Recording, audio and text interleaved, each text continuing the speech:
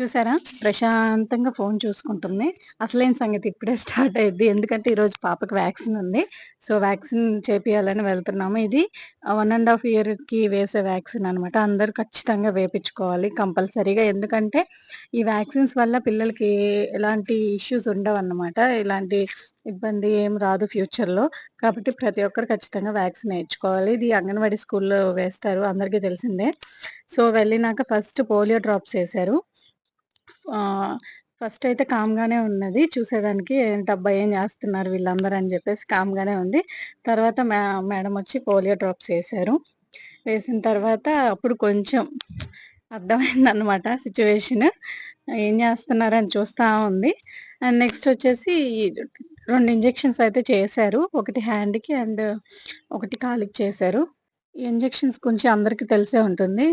నా దగ్గరైతే అసలుండలేదు. అందుకే అక్కకిచ్చేసాను. అక్క బాగా అలవాటు మాకు. సో, అక్క దగ్గర కాముగా కూర్చుంది.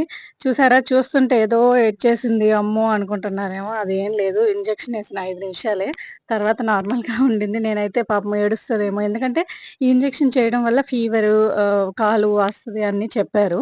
సో, ఎలా మేనేజ్ చేయాలా? అంతకు ముందులాగా చిన్న పిల్ల కాదు కదా! అనుకున్నాను. కానీ నిజం జెప్తున్నాను. ఇంజెక్షన్ ఏసిన 5, 10 మినిట్స్ మాత్రమే కొంచెం ఏడ్చింది. తర్వాత నార్మల్ అయిపోయింది. ఫీవర్‌కి టాబ్లెట్స్ ఇచ్చారు.